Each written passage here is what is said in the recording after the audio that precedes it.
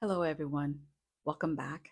And to those who don't know me, my name is Suzanne, and I have started this channel so that I can encourage others that you have a God given purpose and that it is never too late. You're not too old to start. We're here, we're alive, we're breathing. Let's get busy. You know that you're here with a purpose, and that creates passion.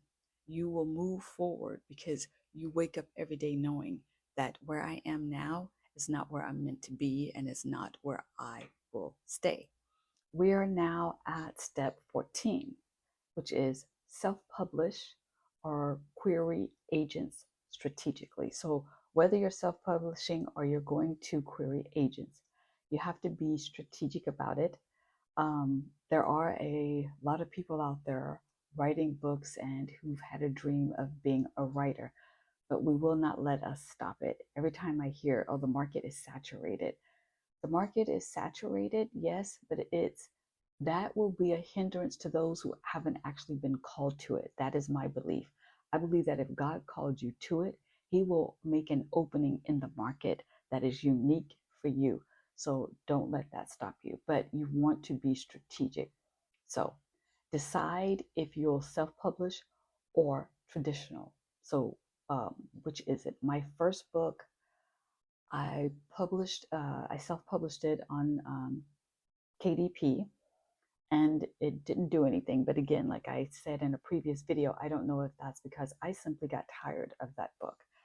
It had taken me over 10, I think over 15 years to get it completed because I didn't get serious until the last 6 months, I believe. And, so I wasn't all in on it. And I kept waiting for something else to happen. The something that was going to happen is that I got serious. I sat down and I finished writing the book. I edited the book and that I sent it out to be professionally edited is what needed to be done. So the second book, I'm still thinking KDP, but do better at marketing. I'm not sure. I'm actually seeking God on that because there's a feeling that I have that says I should look for an agent to try to get it traditionally published. But I don't know if that's just me and what I've been seeing, on YouTube and Instagram and TikTok. I'm not sure. But I will continue in prayer with God to see what He wants. But what I need to focus on doing more than anything is getting the book finished, completed. For those of you who do want to be indie authors and you want to self-publish, you can publish your ebooks for free through platforms like Amazon KDP, Ingram Sparks, Apple Books, or Kobo Writing Life. You need to have a publishing plan and you need to have a launch plan. And you should have a launch plan, especially if you're going to self-publish the book. But I think also, even if you're going traditionally, once the book is ready and ready to be published, you should do a launch party to let people know, hey, this is my new book that is coming out, and you do this. So you will first post about the upcoming book. Let people know about the book that is coming, give them sort of a brief overview. Don't go into details because you don't want to spoil the book. You don't want to spoil the story.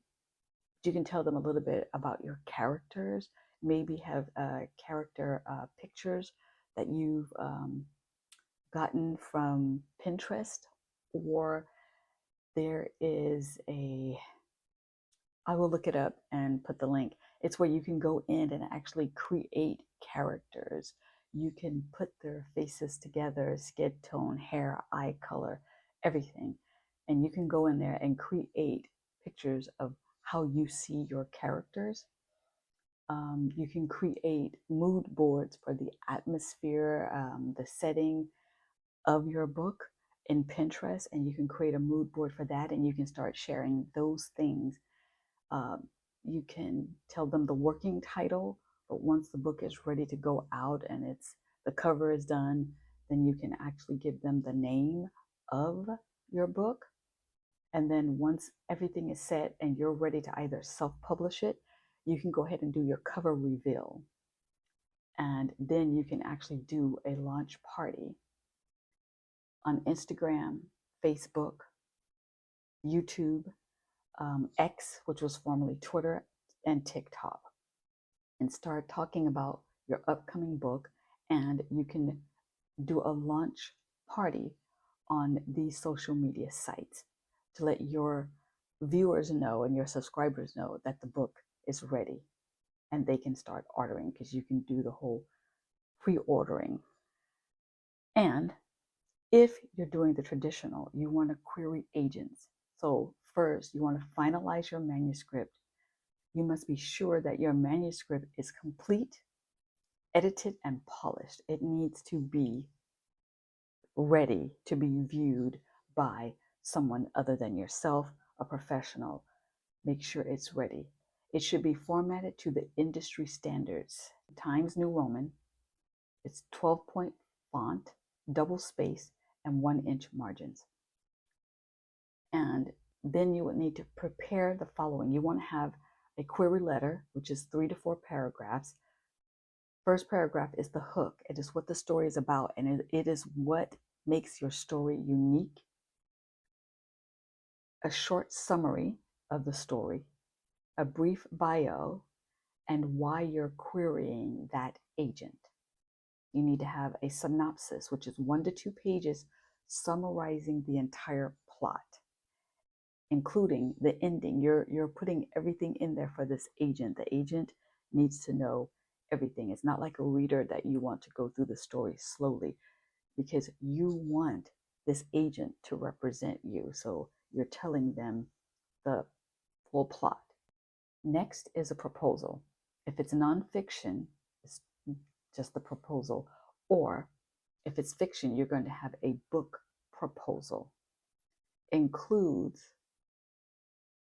author bio, target market, comp titles. So that's titles of other books that may be similar. They're in the genre that you're writing, and it may be somewhat similar. What is your marketing plan for this book? How would this book be marketed to the audience that you see for your book? And the first 5 to 50 pages of the manuscript. It varies by agent. Each agent will tell you what they want. If they want the first 5, or they want the first 50, or the first 25. And you want to research and select agents who represent Christian fiction, or at least clean/inspirational books. And this depends on you. I want a agent that represents Christian fiction, but I know some authors who are Christian, but they're more writing towards clean or inspirational books. Find out if they are open to submission and if they represent your specific genre. So if you're writing mystery, suspense, you're writing romantic suspense, you're writing fantasy, you're writing science fiction, you're writing Western, make sure that they are open and that they represent your specific genre. Customize each query and personalize the query by addressing the agent by name. Mention a book or author that they represent and you admire. You read their books, you like their books, and your books will be in that same genre. Briefly note why your book fits their list, that your book is on par with the books that they have already represented, the authors that they are already representing, that your book will fit nicely in because you're writing in the same genre. And then you want to track your submissions, and you can do that through creating something in Milanote to track, or an Excel spreadsheet. I know some people use Notion. I use Milanote, and for tracking my submissions, as well as my writing projects, what I'm working on daily, I'm going to create an Excel spreadsheet so that I need to look at that every day and I can see the progress I am or that I'm not making. And hopefully, if I see what progress I'm not making is going to make me get up and get busy. It's going to remind me that, hey, you don't want to get behind. You don't want to get weeks behind. You missed a day, but let's keep pushing. Um, when I create it, I'll show it. I saw one lady who did hers.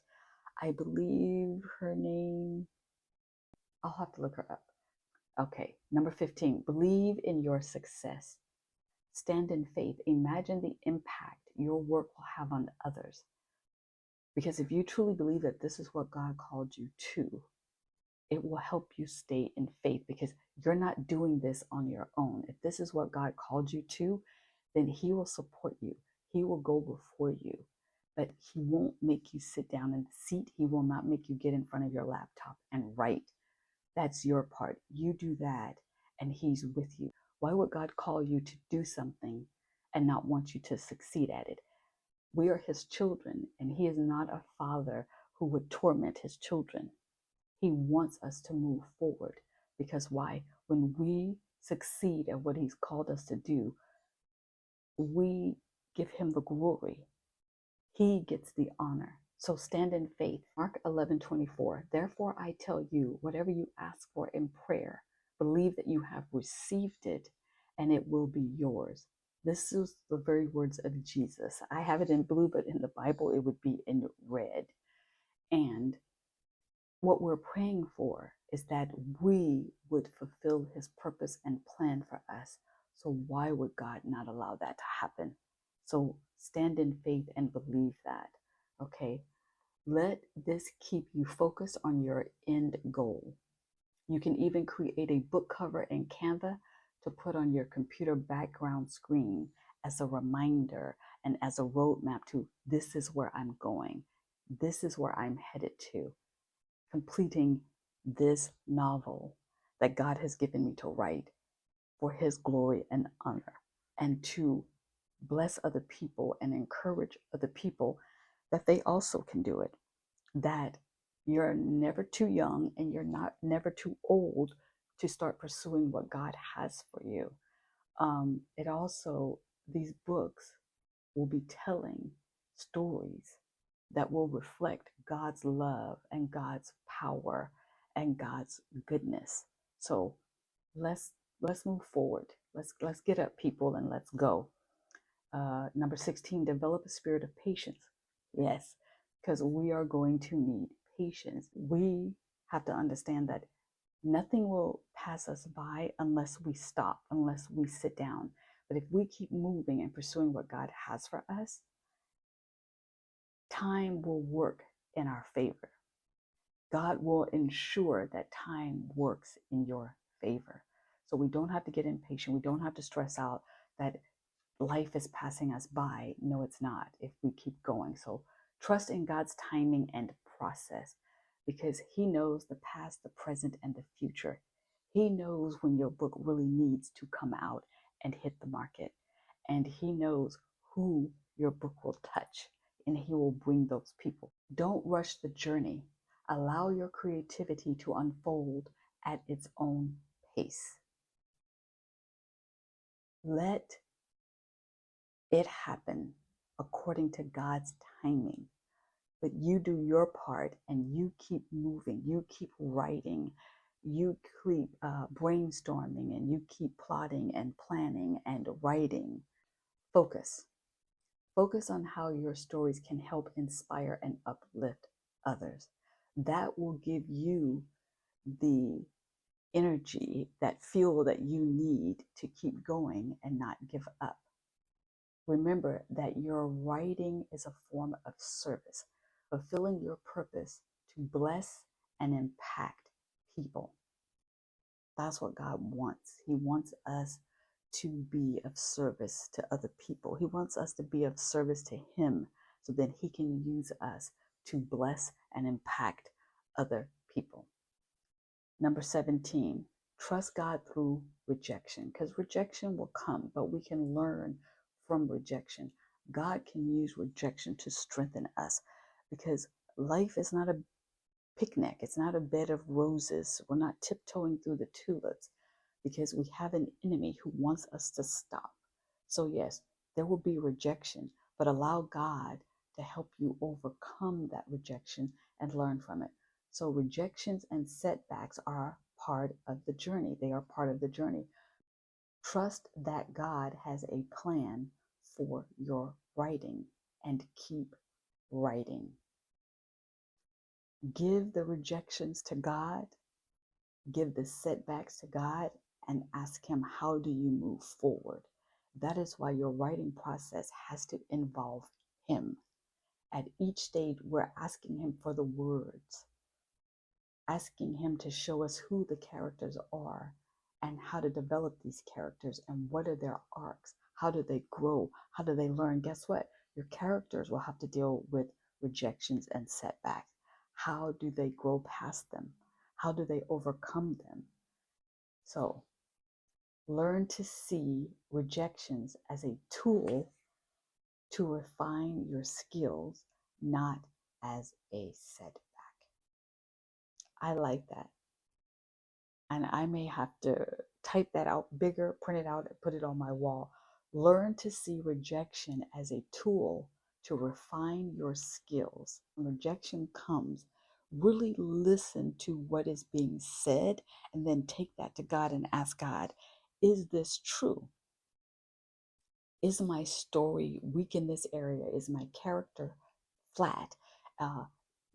Does my world not seem big enough or real? And if these things are true, how do I fix them? How do I build this world so that it is this, it's big and it's also living and breathing and people can picture it. They can see it. How do I describe this world? How do I show this world so that people can actually feel like they could step into it? Those are the steps today. I hope these steps helped encourage you and gave you food for thought. And I hope you start implementing them. If you found anything in this video that was encouraging, inspiring, and you enjoyed it, I pray that you will like and subscribe for more. Have a great day. God bless.